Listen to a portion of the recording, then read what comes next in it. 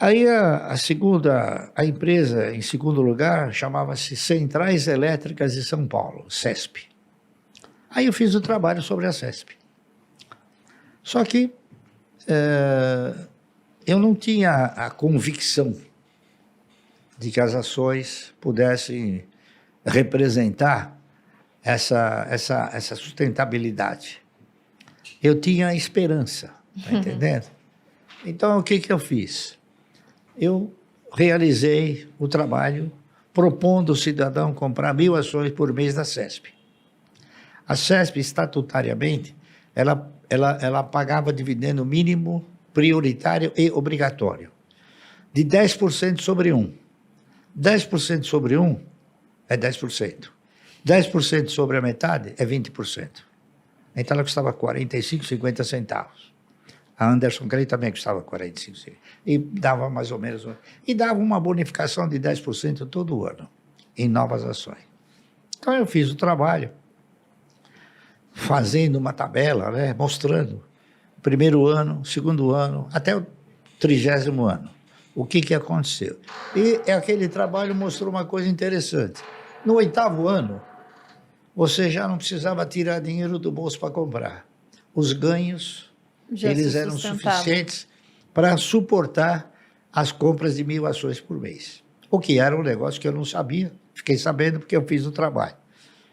E esperançoso de que as ações pudessem efetivamente proporcionar uma renda mensal digna, eu denominei esse trabalho de Ações Garante o Futuro. Eu não tinha certeza, eu tinha esperança, não é isso? Uhum. E eu fiz o trabalho, aí o presidente da CESP mandou me chamar. O presidente da CESP, na era um cidadão chamado Lucas Nogueira Garcês. Ele foi governador do estado. E o diretor financeiro era um cidadão chamado Moacir Teixeira. Aí eu fui, conversei com ele, ele me chamou lá no salão nobre, lá da CESP.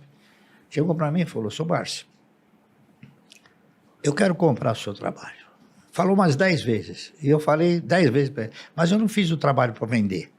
Uhum. Fiz o trabalho porque eu sou do mercado e eu quero mostrar a minha contribuição para o mercado, se é que ela tem alguma validade. Não, ele elogiou o trabalho. Até que no fim eu cheguei para ele e falei assim, me diga uma coisa, para que o senhor quer o trabalho? Ele falou, eu quero o trabalho porque eu vou editar esse trabalho. Eu peguei o trabalho e falei, não precisa me pagar nada. Ele ficou assim, ele falou, sabe de uma coisa? Eu vou mandar fazer esse trabalho e vou botar o seu nome, coisa que eu jamais faria. E ele fez. Mandou editar o trabalho com o meu nome. Ações Garante o Futuro. Então, agora eu tenho dito para ela o seguinte, esse título que eu coloquei era o título da esperança, tá certo? E hoje? O que eu diria hoje? Eu modificaria esse título? Claro. Eu acrescentaria um O.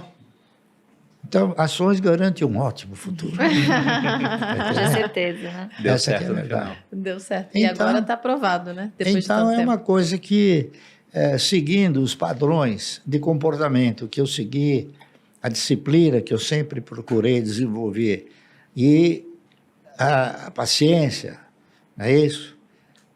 Tudo isso acabou sendo muito importante, porque ações elas foram feitas para comprar, não para vender, entendeu?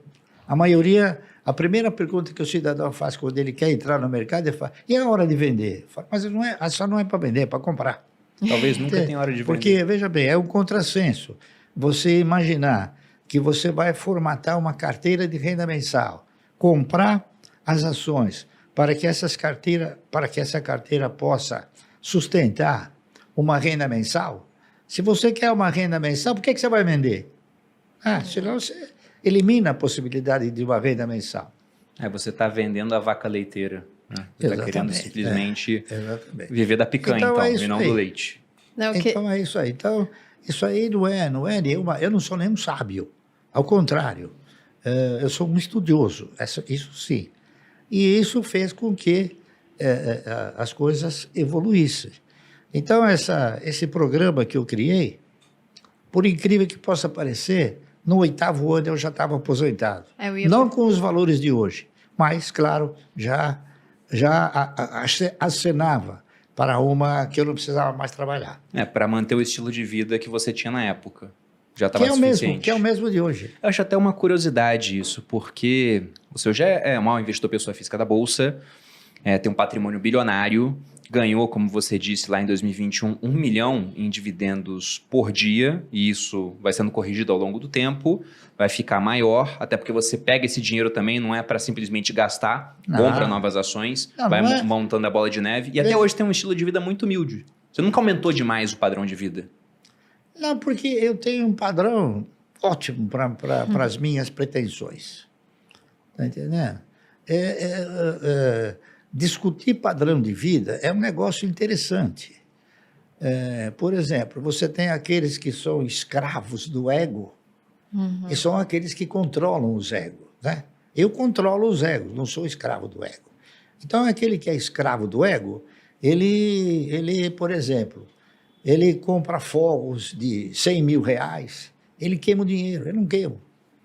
Está entendendo? Uma coisa que eu achei até curiosa, você vinha para o escritório de metrô antes da pandemia, eu vim muito tempo de metrô, porque era uma recomendação médica. Tá entendendo? Para caminhar, era isso? Para caminhar, para andar, né? E a única maneira que você tem de andar é ir até o metrô, vir, você se misturar com o povo, né? É que aí ela começou a me produzir de uma forma muito intensa, e eu comecei a ficar com um problema. No metrô, seu Márcio, eu quero tirar uma fotografia. Então, aí eu precisei... A fama tem seus preços. É isso aí. Mas foi até um ponto interessante você citar essa questão do INSS, porque há pouco tempo o pessoal da Portfel, que é a consultoria que a gente tem de investimento lá dentro do Grupo Primo, eles fizeram um post justamente pegando essa comparação entre você investir o seu dinheiro durante o período de 40 anos ou pagar a previdência pública durante 40 anos. E não é um ou outro, porque se você trabalha e não contribui com a Previdência, isso pode ser enquadrado até como crime de sonegação previdenciária. Então, é um imposto, você é obrigado a pagar. E aqui eles colocaram, né, a contribuição para o INSS de 350 ou investir 350 de maneira mensal em algo que tem uma taxa de retorno de 10% ao ano. E tem muita ação pagando 10% de dividendos agora durante esse período. Ou mais, né? Ou até mais. O resultado no INSS é que você, após 40 anos, iria se aposentar ganhando 3 mil ao mês. E no momento que você morre, zero de patrimônio para a tua família. Depende de quanto você contribui. Por exemplo, eu nunca deixei de contribuir para o INSS, porque eu recebia honorários, enfim, recebia comissões, tá certo? Mas eu sempre contribuí pelo mínimo. A melhor coisa que tem. Então o que aconteceu? Eu contribuí obrigatoriamente pelo mínimo para a Previdência e aleatoriamente para aquilo que é a formação de uma carteira de renda mensal. Então hoje eu sou aposentado com R$500 por mês. O que daria para fazer com esse dinheiro? Né? R$500. Se fosse uma pessoa fazendo esses aportes, R$500 por mês. R$500. Então, por que é R$500 se o salário mínimo é 1.200, né? É que eu recebo 1.200 para pagar 700 de INSS. Porque eu recebo honorários, não é isso? E ainda pago INSS. Quer dizer, então, ainda sustento alguém. Sustento a previdência de alguém. Não, e o que fica interessante nessa comparação que eles fizeram é que, olha, 350 por mês durante 40 anos você ganharia 3 mil pela Previdência, mas no momento do falecimento você tem zero de patrimônio acumulado, então você não tem nada para deixar para sua família. Já investindo R$350 por mês ao longo dos 40 anos com 10% de retorno, você teria um patrimônio acumulado de 2 milhões. Nossa. E aí isso te gera uma certa renda, depende de como vai estar investindo, você vive daquela renda e no momento do falecimento você consegue ainda passar um patrimônio para a sua família. Enquanto no INSS o patrimônio que você teria construído fica para o Estado no final das contas. Não, mas acontece que esse cidadão que fez essas previsões aí de 10% ao ano, ele foi muito modesto. Mas na internet tem que ser modesto. Não, mas diz, em termos de rentabilidade, dá para ser muito mais. Muito mais. bastante mais. Como a gente estava comentando aqui, tem várias ações pagando mais de 10% de dividendo apenas nessa questão dos últimos 12 meses. Algumas muito mais do que isso durante esse período. Até por isso que eu fiquei curioso para saber se você tinha feito a conta. Deixa eu até falar uma coisa para você. Existem ações pagando mais de 100%, mais de 200%, mais de 300%. Por quê?